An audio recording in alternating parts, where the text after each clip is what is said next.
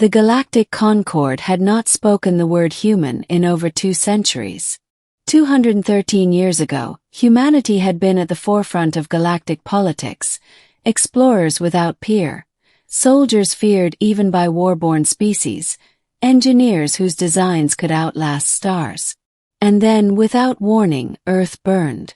A war no one understood swept through human colonies like wildfire, and then, silence.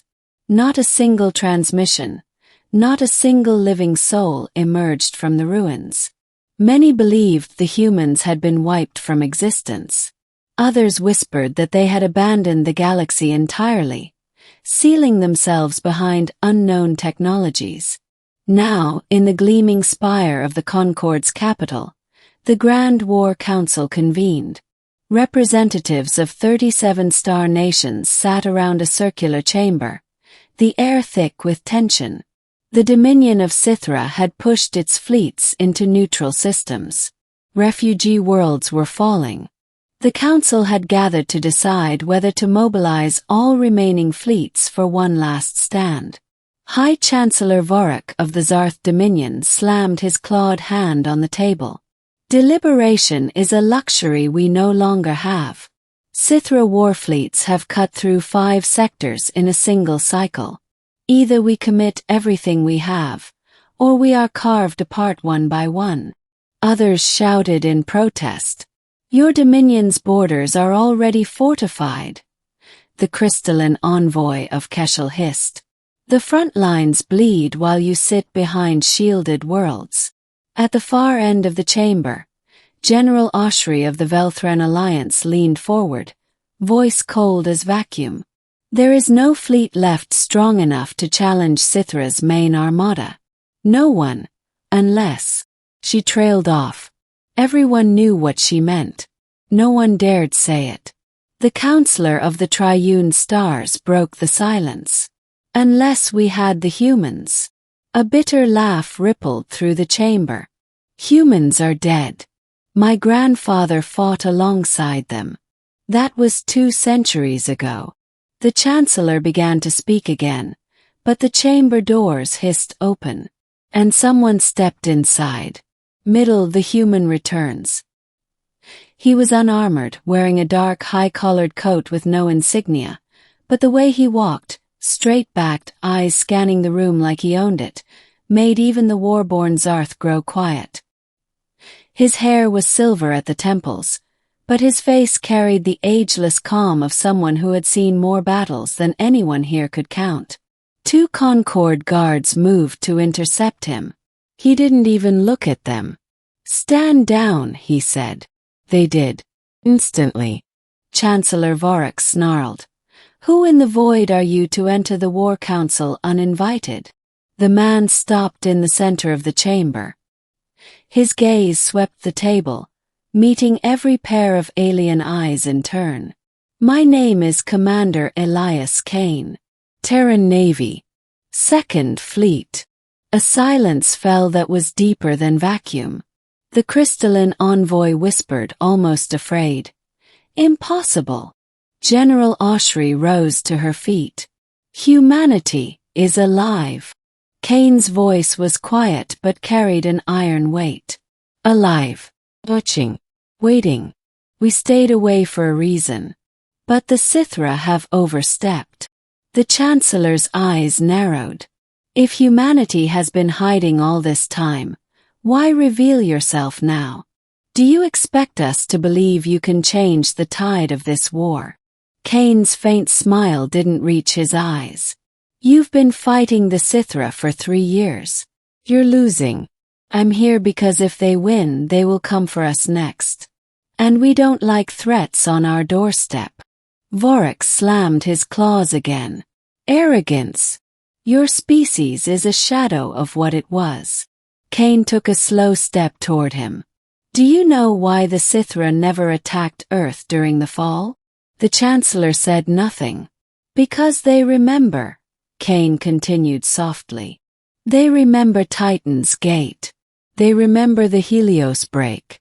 They remember what it costs to fight humans.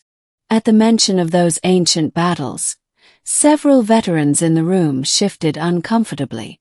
Titan's Gate had been a slaughter of the enemy.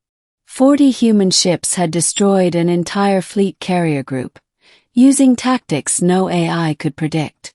The insectoid delegate from the Auric hive clicked nervously. If this is true, what do you propose? Kane stepped to the central holomap. With a gesture, he pulled up the latest warfront data, projecting Sithra fleet movements. His hands moved with the precision of a strategist who already knew every vector. They're overextended here, he said, pointing to a cluster of systems. Cut their supply chain here, and the forward fleets will wither. You've been trying to meet them head-on. Let them choke. General Oshry frowned. We've tried hitting those lines before. Their escorts are too strong. Kane zoomed in. You don't have the tools. We do. He tapped the display again. A new symbol appeared, one no one had seen in over 200 years. A stylized eagle over a starburst. The Terran Navy emblem. The hidden fleet. The council was moved to a secure chamber deep below the main spire. There Kane revealed what humanity had been doing all this time.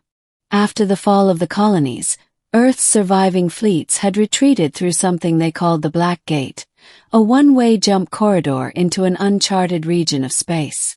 There they rebuilt, not as conquerors, not as diplomats, but as watchers. For 2 centuries, they had monitored galactic events through stealth relays. They had seen every war, every rise and fall, and chosen not to intervene. Till now. Kane's voice was calm, but it carried an edge that silenced the room. You call yourselves the Galactic Concord. You think you understand war. But you have forgotten what total war looks like. We haven't. Hollow images shimmered into view. Massive warships unlike anything the Council had. Each was black-armored, bristling with weaponry, their designs sleek yet predatory. These are Vanguard-class battle carriers. 24 in active service. Each carries enough firepower to level a system. We have destroyer wings, stealth cruisers, and weapons your tactical databases don't have names for. The crystalline envoy's voice trembled. If this is true, why not strike already?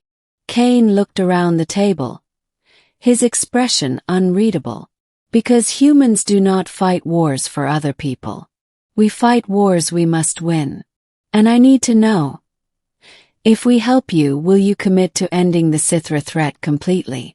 Not a treaty. Not a border. Extinction. The room erupted in argument. Some were horrified. Others were grimly willing. The Sithra had committed atrocities in countless systems. Their destruction would be justice to many. Finally, General Oshry stood. If the humans join us, I will commit my fleets to this final war. One by one, others agreed. The Chancellor hesitated, but under the weight of the Council's gaze, he gave a reluctant nod. Very well. Show us what you can do. The first blow. 2 weeks later, the galaxy learned what a human offensive looked like. The operation began with silence, comms blackouts across 3 Sithra sectors as human stealth cruisers deployed pulsenet disruptors. Without warning, Vanguard battle carriers emerged from FTL directly inside Sithra supply hubs. Instead of drawn-out engagements, the Terran Navy unleashed pinpoint strikes, obliterating fuel depots, munitions plants, and shipyards in minutes. The Council fleets, following Kane's exact timing, swept in behind them to finish the crippled enemy. Every engagement was over in hours.